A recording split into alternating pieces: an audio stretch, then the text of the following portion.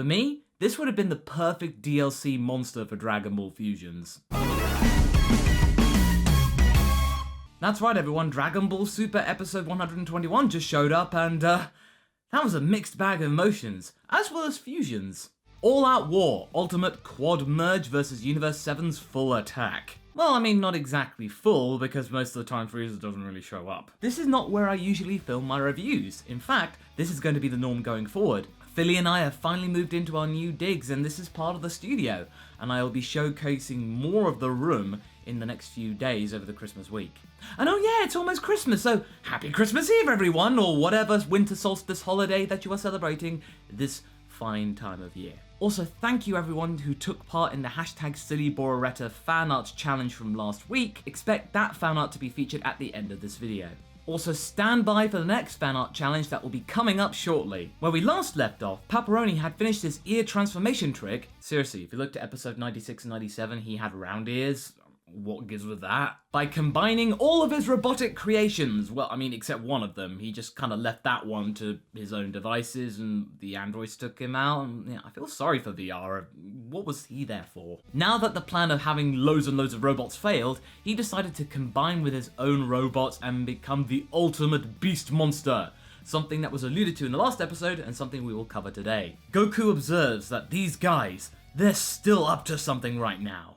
No, really? I wouldn't have guessed, Goku. They're there, and they're fighting in a tournament. They would be up to something. Wouldn't the menacing purple light give that away for you, Goku? Do I need to explain color theory to you? I don't mind. Paparoni then jumps up and trips the light fantastic, as the four then combine in a brilliant light into some kind of monster that has nothing to do with robots for some reason. And again, Vegeta just looks kinda miffed at the light by going, this is still slightly annoying! Everyone around them is just basically going, oh no, another fusion, as we then get a combination of biomechanical androids and beasts, the likes of which we've seen many times before in Perfect Cell, Hirudegarn, and Hachiak. Actually, you know what? This is today's fan art challenge. How would you have interpreted the combination of the three robots and Paparoni? Tweet me at MasakoX with the hashtag #TheRealAniraza, and I'd love to see what you guys can come up with as an alternative to this. Yeah, I mean, it looks cool, but it's not quite right. But yeah, get thinking and good luck! What am I supposed to be? A giant cosmic blinged out purple rabbit? I don't know what I'm supposed to be! Then he turns white and purple for a bit for some reason, and Frieza's just going, oh no you didn't. You did not just copy my style, you filthy imposter! But luckily for him, Aniraza then glows red instead of purple and goes, you got lucky there, pal. Goku, aka Captain Obvious for this episode, is now going, now he's really getting huge! With Vegeta and Gohan not having budged an inch due to, for some reason, I don't know, but yeah, I'm glad to see that you guys are so totally moved by the events that are transpiring right now. 17 and 18 decide to join in the fight, with Frieza and the Pride Troopers hanging back for now, and I think Frieza's still smarting about the fact that Aniraza was trying to copy his style. Nobody copies Lord Frieza's style. He rocks white and purple. Oh. Aya is proud that Aniraza's transformation was a success, and thanks to you out there, whoever pointed this out, his name is probably a nod to EA. You know, Geeky Kai likes to combine different fighters into one big studio, and you know where this is going. Mosco's happy too, and the camera for some reason seems to like to observe Mosco's stomach for some reason. Does that have something to do with about Moscow? What? Would that be explained later? Well, hopefully, unless it was just a weird directional shot. Aniraza is about to stomp on some fools after having mooed like a really big cow. What is this thing? How did it go from pretty much potentially being all mechanical to suddenly being some kind of biologically enhanced thing? Did Paparoni really contribute that much? What? What would have been wrong with just an even bigger giant robot? Oh well. It then launches a ki barrage which takes out the entire arena, and this leaves the likes of Frieza and Jiren really nettled because they were interrupted from their standing. Vegeta then goes Super Saiyan and proudly launches a Big Bang attack towards Aniraza, thinking that that will do the trick, and is then surprised by the fact that Aniraza just flicks it away. Vegeta? Super Saiyan Blue had to deal with Koichirato, the combination of 3 of them. So why would you think that someone that big and that intimidating would be weaker? Have you been paying attention, Jeets? Clearly not. Okay, so I must point out here that the next minute or so, this sequence was really well directed and composed because it really gave a sense of scale for Aniraza that was completely lacking. Yeah, it might be quite simple in the fact that Aniraza's just punching in the ground and people are dodging it, but there's a sense of perspective that we didn't see before. We now get the feeling that Aniraza is truly huge in comparison to the fighters, so yeah, okay, good. We've now got that in place. I mean, yeah, it took 8 minutes, but we did it. Goku then has to say the unthinkable, and they have to work together. And Gohan's just thinking, thank you, Dad! He celebrates this fact by bringing down the bang. Bang is down. I repeat, the bang is down! I swear, Gohan must be having the time of his life right now. Focusing on stuff, teamwork, concentrated movements, tactics? Focus, Gohan. Oh yeah, focus real good.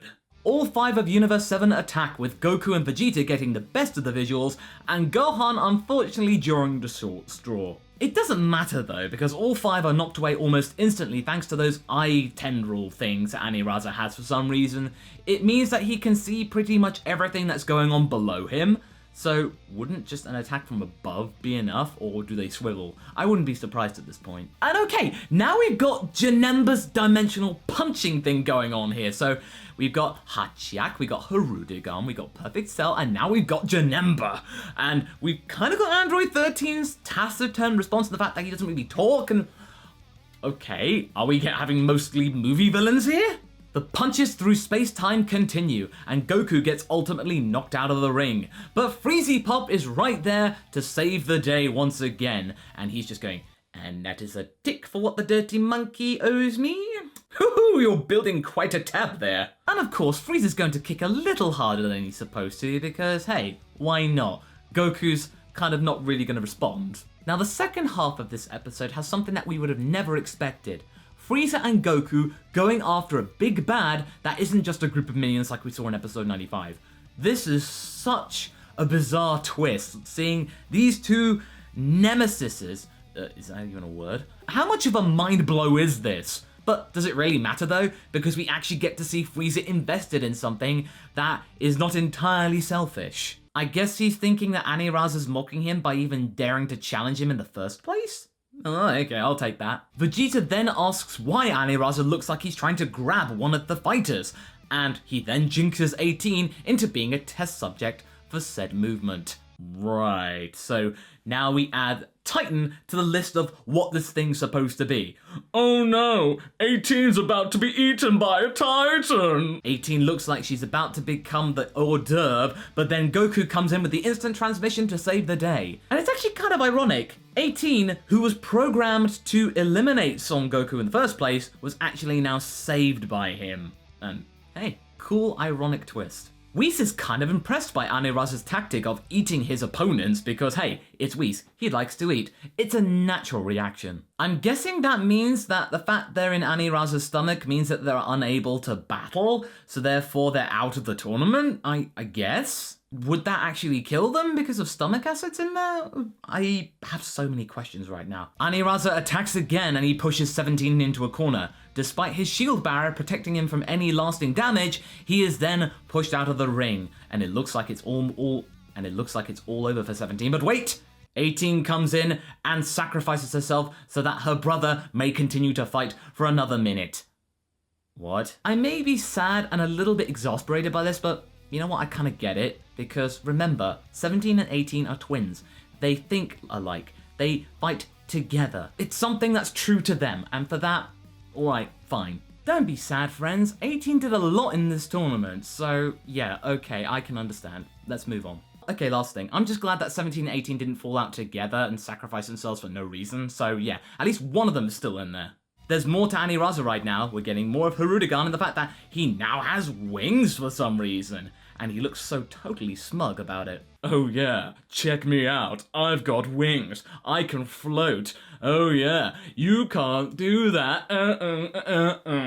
I may not know what I'm supposed to be, but I've got wings, so that's totally okay. The final plan is just to take out the entire arena, and since he can fly, he'll be the only fighter left in there because there's no ground and no one else can fly. The gloves are off, Aniraza, and I must say, it's really cool to see the 5 remaining fighters of Universe 7 fighting together, all powered up and transforming. It's like, oh yeah, this is so good. We even get Ultimate Battle as part of the soundtrack again. I think this is really running the risk of being overplayed and overused. I really hope that the visuals right now are going to match it. It better be awesome. What we initially get is a 5-way beam struggle against Aniraza, and yeah, that does look pretty cool, but, you know, beam struggles, Dragon Ball, they're kind of samey. But there is a bit of a twist here. They are being pushed slowly out of the ring, so it's not all going Universe 7's way. And then, okay, this bit actually justifies the fact that Ultimate Battle uses the soundtrack. 17 goes through the energy ball, kind of like how Salnel did with Gohan a while back, and then just punches the heck out of Aniraza. The animation here is, oh, just reminds me of episode 95. Oh, so good. Oh yeah. 17 has never looked cooler. He slams his fist into Aniraza's head and it breaks his jewel, which is some kind of energy reactor apparently, and it throws the giant beast off balance. This is enough of a diversion for the other members of Universe 7 to actually get the jump on Aniraza, and it's ultimately defeated, or destroyed from the looks of it. I couldn't really tell, but either way, Universe 3 is now done, for real this time. Then suddenly, as Air's about to bite the dust, the real MASAKO appears from inside the robot, gives the thumbs up and says thanks for the support, and then disappears. Wait, what? What? Then the gang, except Vegeta of course, congratulate 17 for his daring move, and it means that they're all still in the fight, even 17. He wasn't eliminated right now, so okay, he's in for another episode. However, we must draw our attention to the final showdown, something that we've all been waiting for nearly 30 episodes. Universe 7 versus Universe 11, and Jiren's getting kind of excited because he's actually talking to somebody that isn't Goku. All in all, this episode was a little nonsensical at first, but it really settled down in the second half to produce a really solid episode. And also, it had some really impressive visuals going into the second half as well. Come on, that shot of 17 breaking through the key ball, wow! And despite my sadness about 18 dropping out of the tournament, it still makes sense given their characters. This is something that they would do. I have to commend the writers for actually making 17 and 18 appear to be in the same class of fighter as the Saiyans, and actually make it look convincing. As for the preview, oh man, if you're a Vegeta fan, you are going to have a whale of a time, but unfortunately, you're going to have to wait 2 weeks because there isn't a Super episode next week because of New Year's Eve in Japan. And pretty much everywhere in the world if I think about it. Also, what do you guys think of this studio setting? Do you like it? I will show you more of the room in the next few days, so don't worry, you'll get to see everything. But anyway, that was my review for Dragon Ball Super episode 121. Tune in next time for my review of episode 122. Until then, be sure to like and subscribe. Catch you later, and enjoy the fan art.